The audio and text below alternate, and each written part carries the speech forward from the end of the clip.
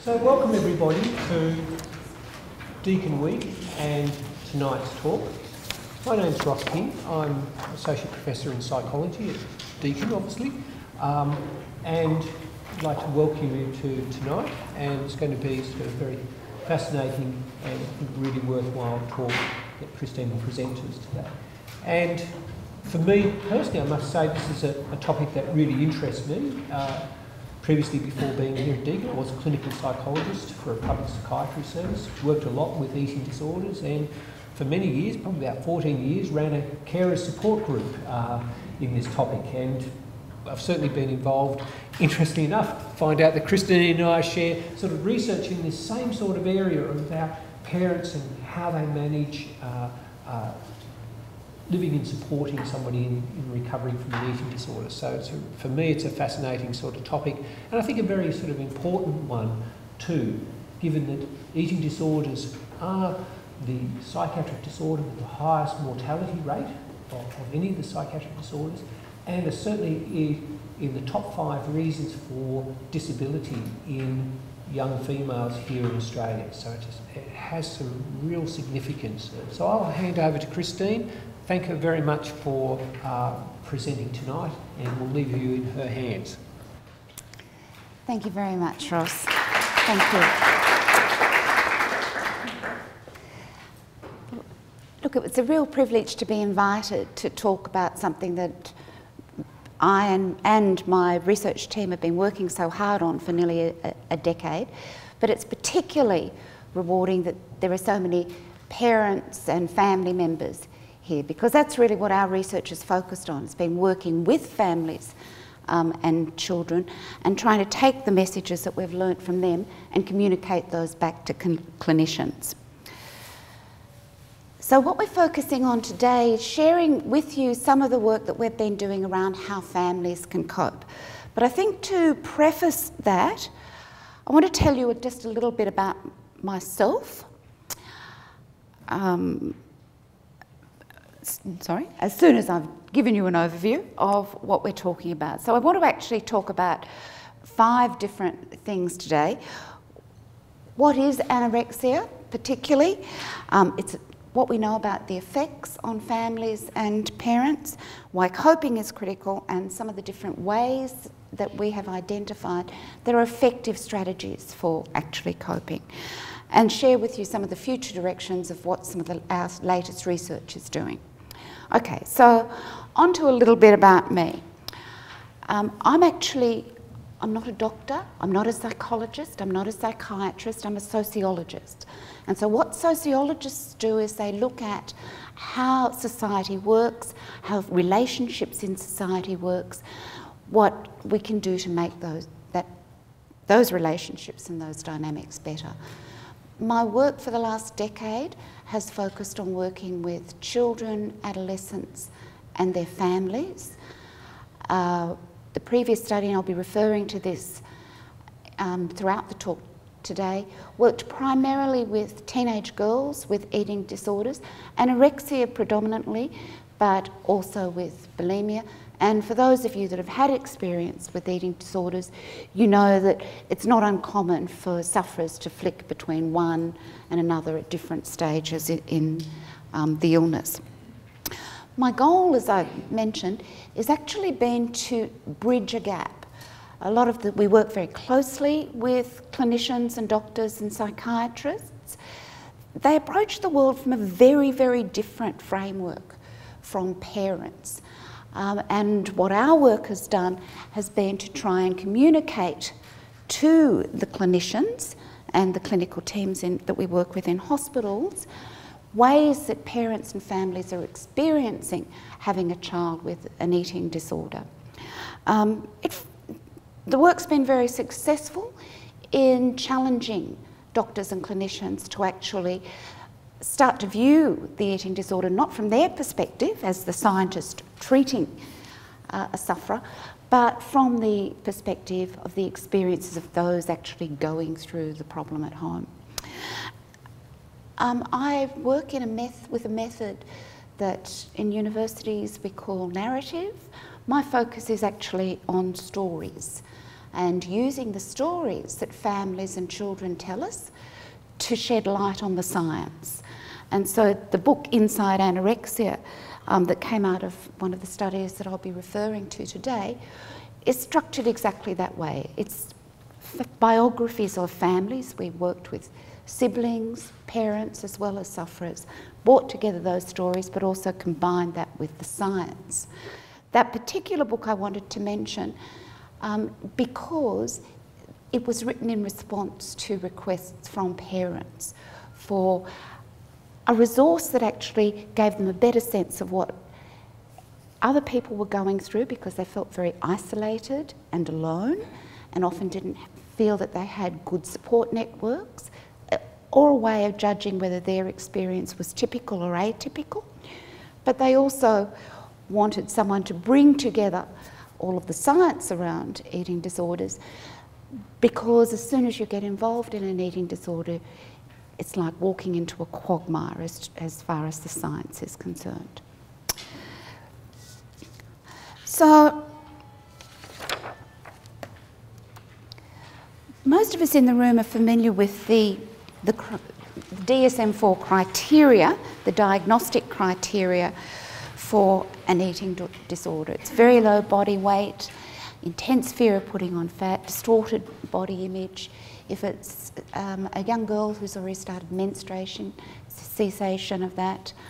But of course, it's an out-of-date criteria because we've got many more young people appearing with eating disorders. The work that Catherine and I are doing at the moment is working with 5 to 12-year-old boys and girls with eating disorders. Australia has the highest rate of eating disorders amongst boys in the developed world, 30% higher than Canada and the UK.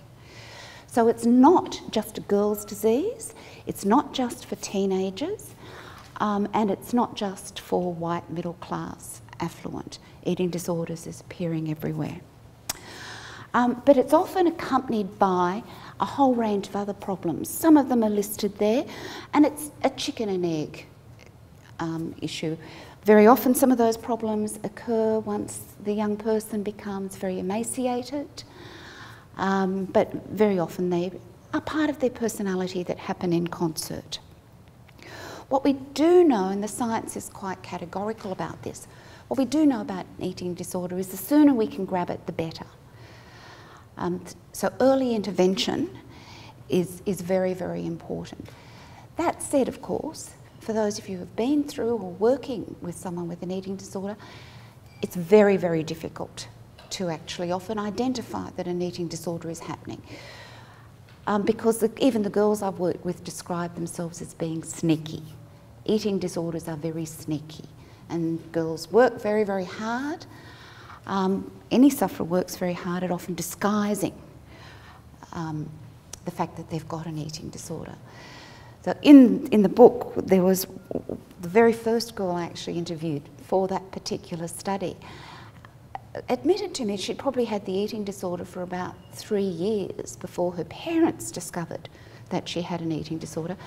She became a master at sitting at the dinner table with her 3 brothers and her mother and father and barely taking a bite, but walking out of the dining room with her pockets and her socks stuffed full of food.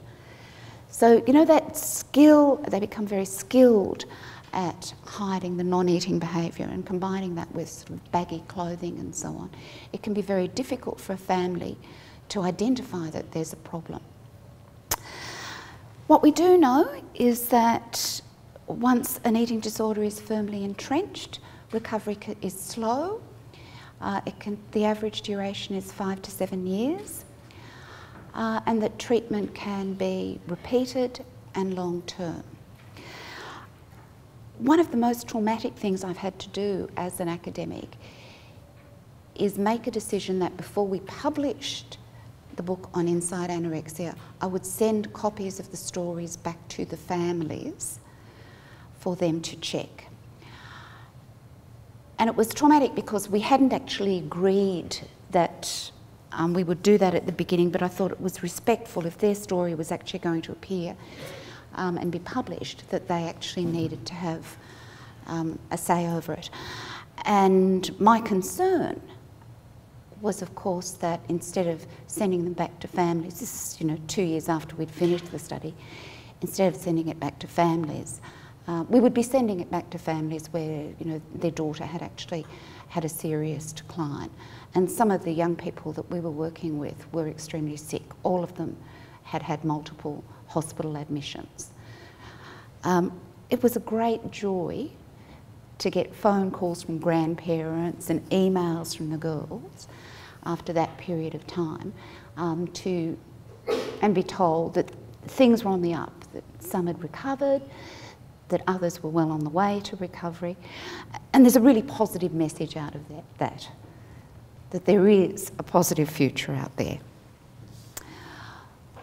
All right, so what the research does show us is just how important it is for families to cope. Parents and families and how they respond can actively influence the process and progress of a disease. The research is absolutely categorical that what families and parents do does make a difference. And that they're absolutely critical resources for recovery. I haven't met in my research any recovered young person who couldn't have done it unless they'd had a mum, dad, and a whole support network behind them. But what our research does tell us is that coping is hard work. It's like getting out in the garden, it's like moving rocks. Often it's like moving rocks from one pile to another pile and then back again. It is actually work. When we first started doing this work 10 years ago, there was no work had been previously done, no previous research specifically on anorexia or related eating disorders like bulimia. All the work on coping had been with other problems with young people, spina bifida, Down syndrome, young people that were incapacitated because they'd had strokes. All very different sorts of health problems that carried with them a range of different psychological problems, but very, very different from the sorts of things that our research was saying parents with a child with an eating disorder were experiencing. So that was part of the reason that we did the work, was the absence of anything that had been out there previously. So what I want to share with you is some of what we found out. So because my work focuses very much on communicating with a wider audience, this isn't couched in scientific mumbo-jumbo or complicated language. There are 3 categories of things that parents told us that they actually do that helps them get through. One is explaining, one is thinking, and the third is capacity building. What I want to do now is just walk you through the different elements within each of those categories and give you some examples of the strategies that parents that we've worked with have found helpful and not so helpful. In the explaining, in that category, what we found was that parents particularly, they're searching for information. They're searching for knowledge. They're doing anything they can to try and get information about eating disorders, about the best ways of treating it. They use whatever resources they can tap into. The internet, doctors, psychologists, books. After working with many parents, I've come away with a sense that very often parents could tell the clinicians a lot more about the nature of eating disorders than some of the clinicians could, because they've delved so much into the nitty-gritty and the pragmatics. That's a very usual sort of pattern, that continual search for information. The other thing that they spend a lot of time doing is finding out about the sufferer. It's a very, very common phenomenon for parents to start interrogating the past, thinking, did I do something wrong? If I'd done things differently, would it have turned out in another way? Was it a genetic thing? Am I the problem? Well, the answer to all of those questions is no. What we do know about eating disorders is it's what they call a multifactorial problem. It's a combination of factors that will trigger an eating disorder, and you can have some of those qualities and experiences. There is without an eating disorder actually happening. So the latest research has indicated that about 60% of kids or young people that get an eating disorder do have a genetic predisposition, but then 40% don't, and not everybody that has a genetic predisposition gets an eating disorder. The research tells us that skinny models, all right, will increase the probability of, people becoming anxious about their body weight and perhaps dieting excessively, but we only have to look around any social environment and realise that that's not forcing everybody to stop eating. So it's when those different elements come together in a particular way, it's a combination of the personality, the disposition of an individual, their social circumstances. They're the things that sometimes, unfortunately, trigger the eating disorder. But the parents spend a lot of time trying to find out what it was in their particular case. A lot of that time is not usefully used time because we can never actually find a definitive answer. But what they do end up doing is spending a lot of time doing surveillance.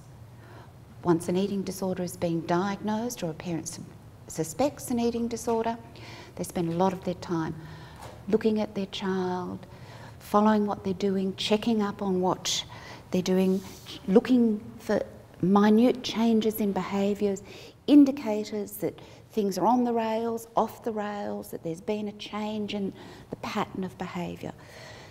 That sort of surveillance that you do is very stressful, it's very time-consuming, it's also very normal, and it's also very important because it's that sort of surveillance, the checking out, that parents and family members always engage with, that can actually provide the clues that there's been an important change that you might need to discuss with your clinicians and your eating disorder support, or that can be reassuring because that's a positive sign that things are better.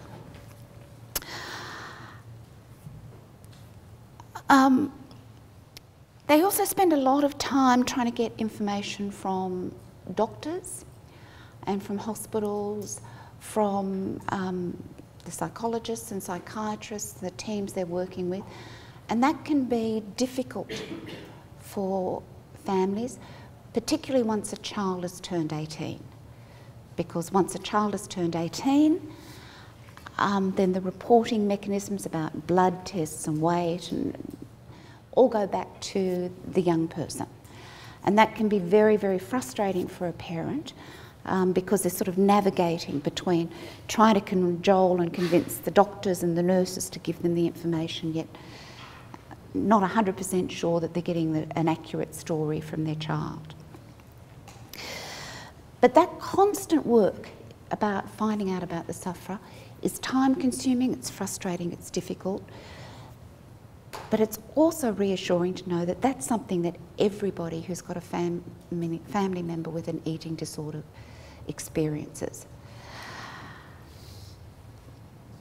The parents that we've worked with were very, very conscious of constantly evaluating what they'd done in the past.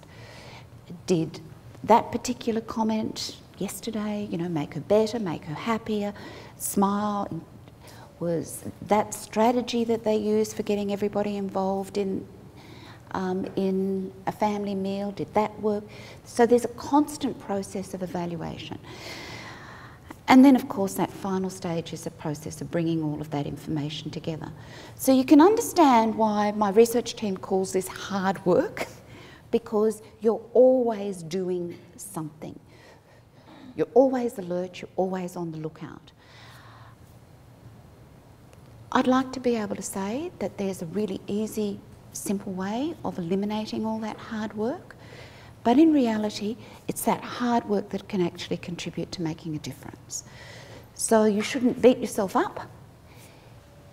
If you feel that you're just spending all your time doing this, that is part of the process, and all the families that we've worked with, it's been the thing that's helped them get through to the end.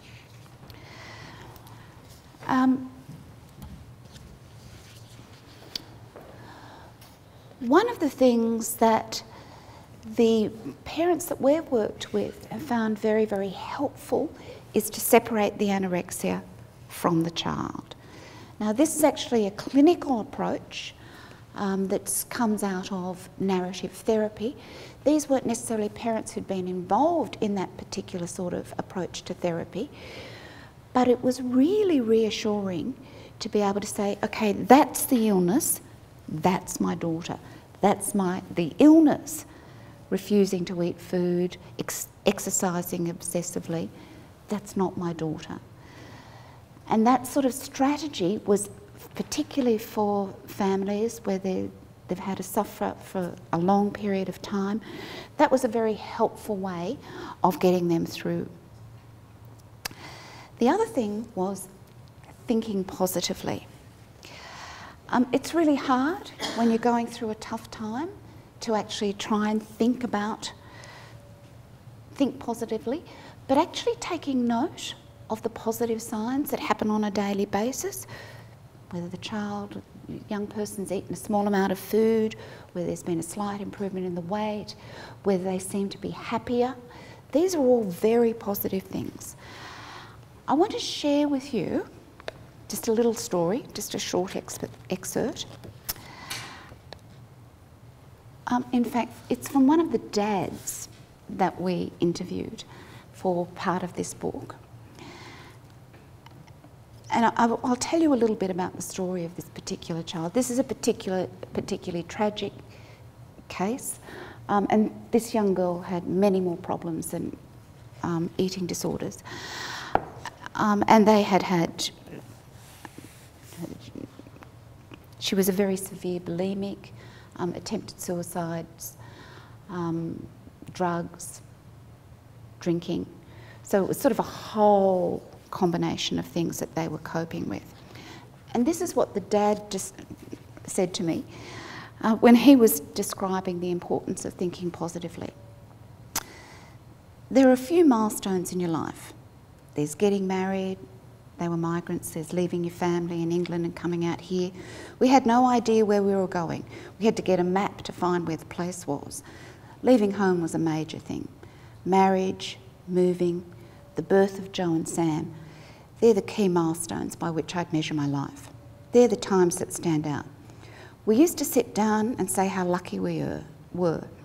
I wouldn't say we've had a boring life, but we've had a tranquil life compared to our friends dealing with separation, divorce, and so on.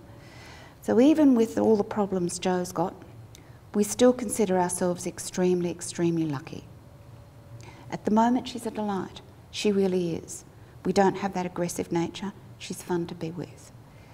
He then went on to say, we don't know that it's going to be the same tomorrow, but when we compare ourselves to our friends that have struggled with separation, divorce, and other problems, we're fortunate.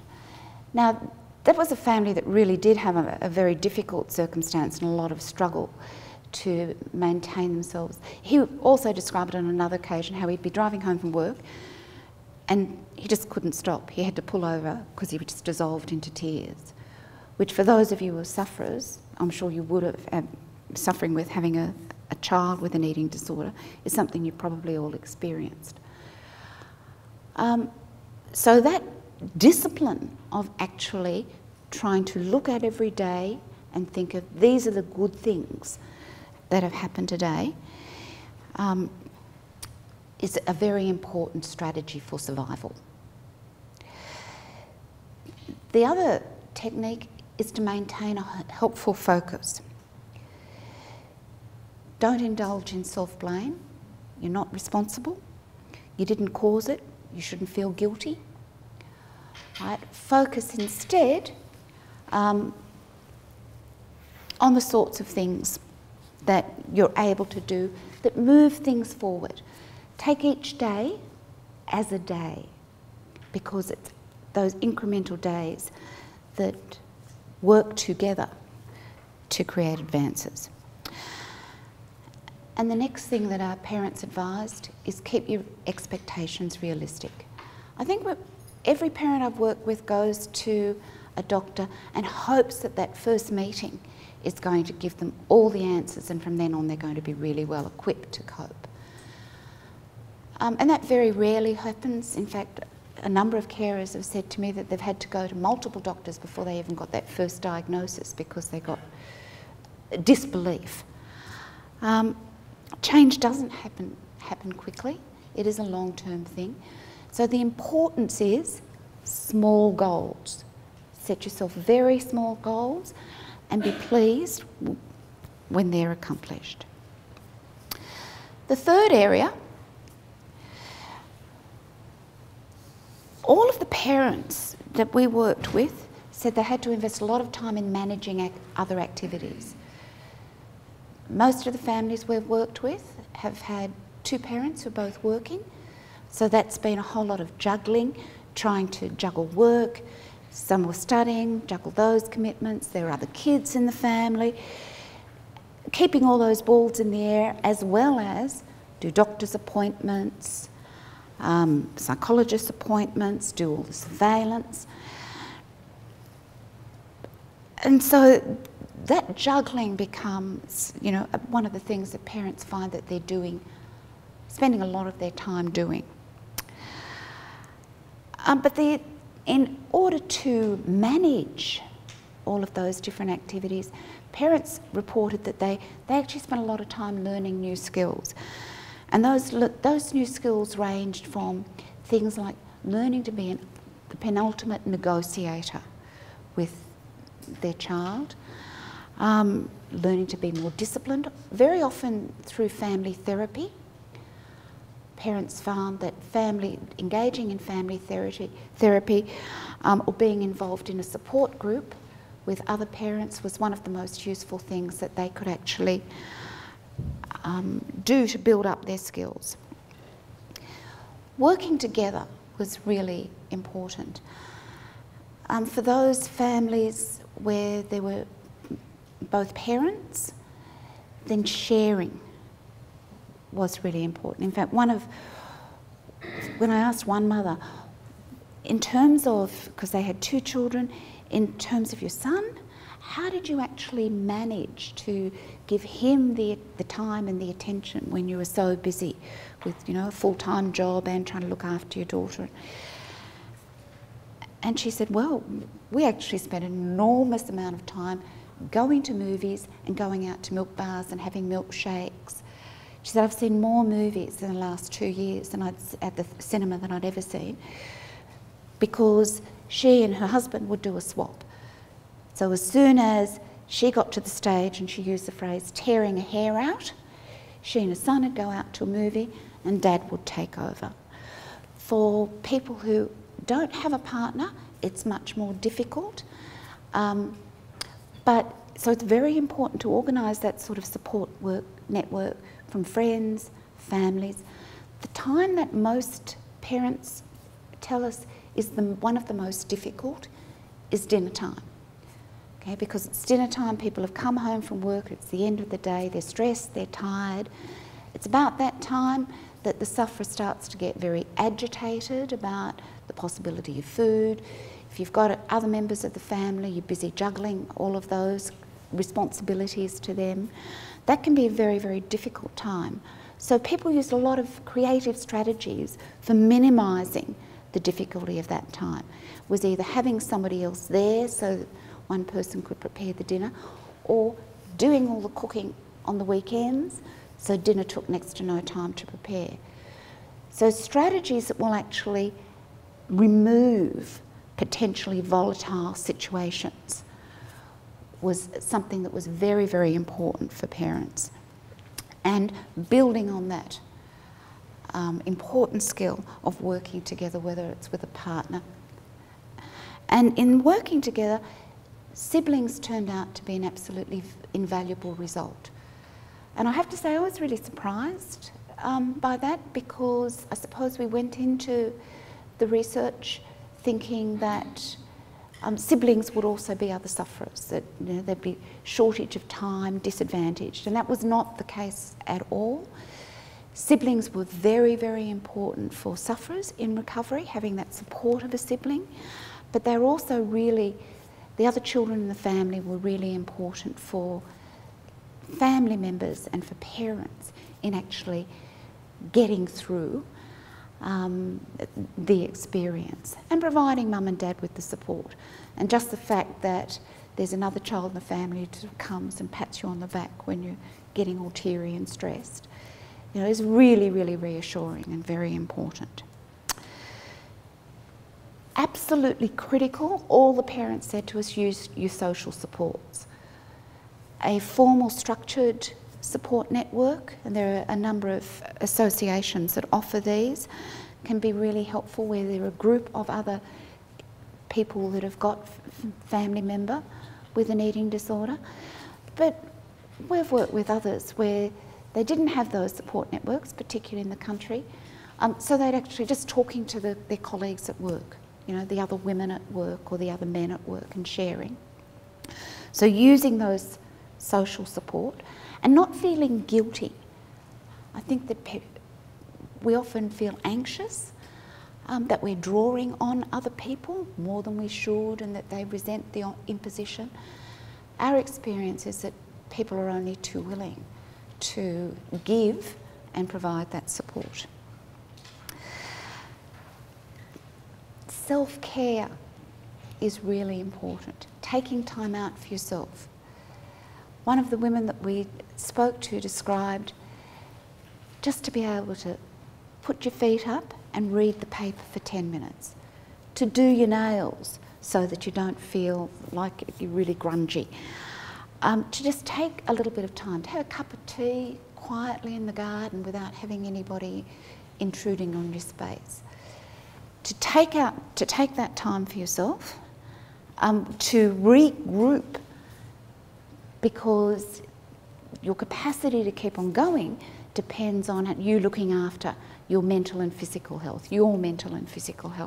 as well as that of the sufferer in your family.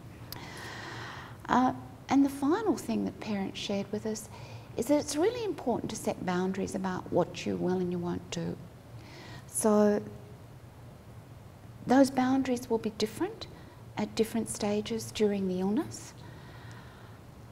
But it is actually very important to be firm about how far you're going to go in providing support, in turning yourself inside out. Now, that particular example from the father that I read, in the end with their child, the strategy they ended up using was tough love. They weren't going to get in the car at 3 o'clock in the morning and go out and try and find her. They weren't going to pick her up when she was out drunk. She had a whole range of other problems, but it was about, after 7 years, deciding this is what is doable for me to do in managing this problem. That said, just about every parent, in fact every parent that we've worked with has done everything that they could conceivably think of, that they could conceivably be advised, and turn themselves inside out. But in the end, if you fall over in a heap, there may not be someone there to pick up and keep going. So that point about setting some careful boundaries, deciding what is feasible, and doing some self-care is actually really important. Because what the research does show us is that parents hanging in there for the longer term is actually going to be critical. So I've put at the back of the slides a couple of websites where you can get some more information. I'm happy, we'll do some questions in a second. But if you'd like some additional information or want to follow up with Catherine, our work in this area is ongoing, and as I mentioned at the beginning, we're now working with parents and kids, boys and girls, that are 5 to 12. And so if you're interested in being involved or learning more about that research, we're happy to share. So thank you very much.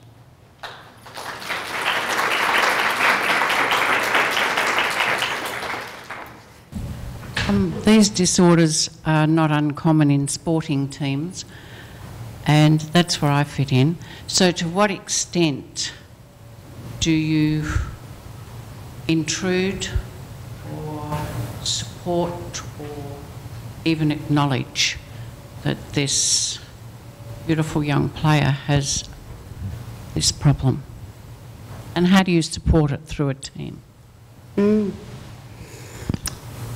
Right, it's really difficult to give a very specific answer to a very general question, right? But I think all of us in society have a duty of care to others in society, and particularly if you're a teacher, counsellor, involved in leading sport, then you know you need to be alert to those sorts of issues. If it's someone under the age of 16, then it's automatically, I think the responsibility is on you to actually discuss it with parents, or at least raise it with parents. For those that are older, people that we've worked with that have been in similar situations have actually taken a very hard line by refusing to allow the young person to actually participate because it's at risk, their health is at risk. Increasingly gyms are taking that sort of strategy too and excluding people who are obviously emaciated from actually participating in gyms. It's very difficult when you're actually dealing with someone who's over 18, they're an adult. So you know you have to treat them as an adult, but because areas like sport, dance are very, very aware that in those particular groups there's often a much higher concern with body image, and very often you know a lightweight is something that gives you an edge. Then they're taking a much more disciplined view. I probably have a very loud voice anyway, so it doesn't matter. Eating disorders can help isolate the person, the sufferer. How can a family help a child or a young adult cope with this isolation? And have you looked at that in your studies? That's one of the big problems with recovery, is that when a young person's recovered from an eating disorder, they find that suddenly they're ready to go out into the world, but all of their networks have disappeared. The friends have slipped off, they're behind in their schooling, they're behind in going to uni or getting out and doing a job. The parents that we've worked with that have really actively sought to intervene have been the ones that have really encouraged the young person to actually maintain friendships. They've actually had friends, the child's friends on side, even when it's been over a long period of time. You know, they've been the ones that have maintained the relationship with the friends and encouraged them to come back into the fold. But I think that for most young people, it's a matter of reintroducing them slowly again to a new network of friends, to doing outside activities again, even just going to the shopping centre, going to the mall and doing the routine things that young people might do that they actually haven't done for a long time. Quite a few of the young people that we've worked with have done study by correspondence, so that they might have ended up getting their final school certificate, school qualifications, a little while after everybody else, but at least they've got through that process. So it's a range of different strategies that you use to try and keep them linked in. But that really is very active, hard work. It's part of the recovery process, but it really is the family that takes the lead on that. So. Is it better for the sufferer to cover up their issues, or to make it, I guess, publicly acknowledge that they have a problem? What we find is that sufferers go through different phases. At the early stages, it's usually it's very much a cover-up issue. In fact, most of the girls that we've interviewed for the book didn't acknowledge that they had a problem. In fact, quite a few actively resisted the fact that they'd been hospitalised. We were interviewing them in hospital, so all of these girls were clinically compromised. Actively resisted the idea that they actually had a problem. So one of the challenges that families have, and that you have on with the sporting team or with your ballet group or with any sufferer, is actually getting them to recognise and concede that there actually is a problem. A little bit like, the doctors describe it as being a bit like working with alcoholics. Is once you actually get that admission, yes, I do have a problem, you've just moved light years, because getting the young person to recognise that they've got a problem means that then you've got a communication, an opening to communicate. But until they do that, it's much, much harder. On the other hand, though, for very severe cases, and I'm talking about young people who are in hospital and they're on NG tube feeding, so this is the artificial feeding through the nose. For many of them, this was a matter of pride. It was a badge of honour. It was a sign that they were a good anorexic. And so this is one of the things that makes anorexia such a difficult issue for families and for clinicians to deal with, is that it goes through different phases. It's never constant. It's not like a case of chickenpox where you know what it is and then it stays the same. Or like other illnesses, it goes through different stages, and just when you think that you know, you've got intervention, you've got treatment that's working, then these young girls said, oh, isn't that good? I'm a good anorexic. So I think that the answer to the question, is it good for them to be open or good for them to hide? I think it's much better for them to be open, but the challenge is not being open, it's actually them admitting that it's a problem. It's them admitting it's a problem. And that's the challenge for clinicians and for family members. When you were talking about early intervention, just wondering if you had a time frame, what is early for getting onto the problem? It depends. It depends very much on how old the child is. We know that if we manage to get a very young child, an under 12, in the first 6 months, then within 18 months, we've got recovery. With an older child, well, part of the problem is that you often don't know when it's actually started. All of the children that we've worked with, it started often in very, very small ways. Someone was, a sports person, just wanted to lose a little bit of weight to give them an edge in a particular race. Well, that just started out as a bit of a diet, right? But then that diet grew into something else. But what I can tell you is that the girls that we worked with in the previous study, all of those who had diagnoses when we were working with them of between 18 months and 11 years, all of whom were clinically compromised. So they'd all were in hospital at the time we were working with them. Many of them had multiple hospital admissions and I'm talking for long periods of time, like 7 months. By the time we did the book and got a hard copy of the book to them, which was 3 years after we'd done the study, they had all were making significant progress, or described themselves, or their families described themselves as being recovered. They were getting back into the workforce, had gone back into doing study. It had been a lot of hard work for the parents and for the family members, but there was light at the end of the tunnel, and it was worth hanging in there for that. I've got a daughter that's got Asperger's and also anorexia. One of the big challenges I'm having at the moment is the internet, what she's accessing, and she's continually reading things and feeding off things, and just wondered what your opinion of that was. How old is she? 14. Yeah.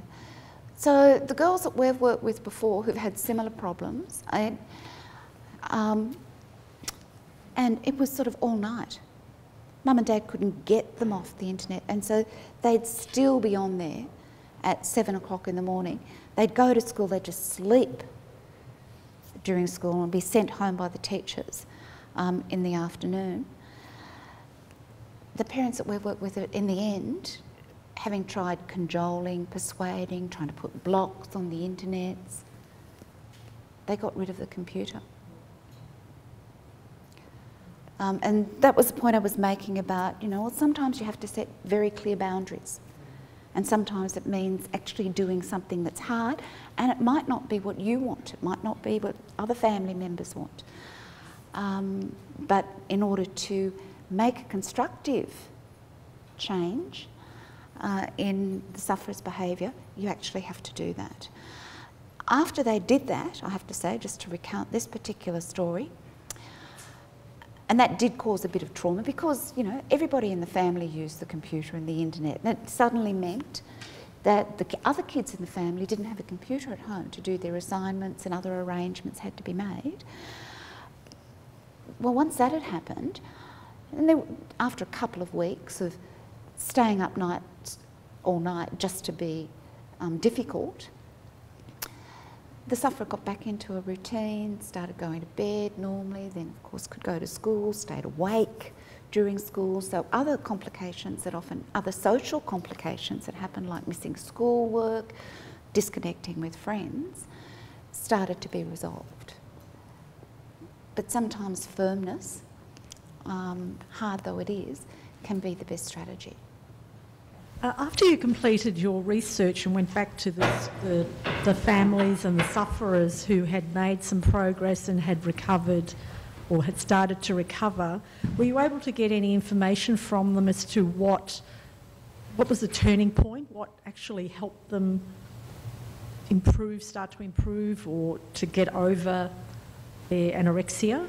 That's a really interesting question, and I'll take it back to the question that was earlier about how do you keep them connected. For quite a few girls, and with this particular study we were just working with girls, one of the turning points for them was suddenly feeling that they were missing out, and that the gratification they got from the bulimia or from the anorexia, and it is an emotionally gratifying experience when you're in that sort of almost hyper phase, was outweighed by the fact that they could see their friends. You know, they missed going off and having fun. So they missed going to the end of school dances, they missed going to the formals. Their friends were all starting university or getting jobs. And all of a sudden, they were left behind. They were excluded. They were no longer special. What it was they were missing out. So I think probably for about 4 of the older girls in our study, that was a key trigger. It happened, as far as parents were concerned, later than they would like. You know, it didn't happen at 14 or 15 or 16. You know, it tended to happen at 18 and 19 and 21. But nevertheless, that was a key thing, is actually because the parents had worked very hard to try and maintain the connections, keep them involved in the social networks, they were aware of what they actually weren't getting because they were just staying at home. key trigger too was not just the deprivation. In the end, the girls got bored. I mean, you're too sick to actually leave the house, or you're in hospital, or you're spending all of your time travelling around to clinicians. It ends up being pretty boring. A strategy that quite a few parents used was they cancelled Foxtel and threw out the DVD player. Well, life's a lot more boring if you're stuck at home when all you've got is free-to-air television. And so it was that combination of things that made them think, well, everybody's been telling me for such a long time that life will be better, maybe I can give it a try. But it is very hard for them because there's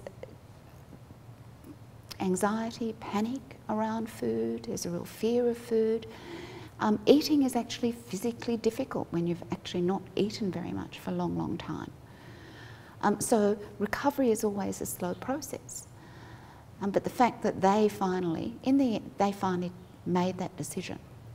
They made that decision though with a lot of, I think, fairly careful manoeuvring from the families to set in place as many structured systems to make other alternatives attractive. Were any of them able to look back at their worst time and articulate what they were going through, what they were feeling, or was it all a blur in the past that they could revisit? For all of them, it was, well, one of them described them as a moment of being out of their body, otherworldliness, just not actually being here. No sense of being grounded, of being in a social space, of feeling it was them. They felt as if they were another sort of being. So disconnected. And that was the experience. And they look back, and very often they don't have a very good memory of the minutiae of what was actually involved because it just all blurs together. And I have to say that's a common phenomena for starvation generally. A lot of the behaviours and a lot of the feelings that young people demonstrate when they experience anorexia and similar eating disorders are very similar to those of POW sufferers or people who have been on experiments with extreme starvation. So that same sort of disembodiment, disengagement with the real world, lack of concentration, mood swings, is all characteristic of starvation, as well as eating disorders where you're not eating.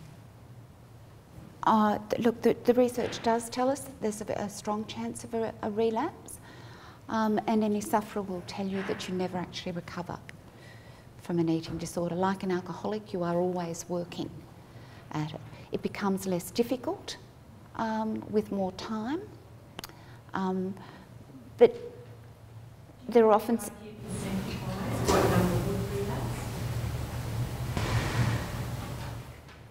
I think the latest figures in the under 25 age group are about 27% of relapse.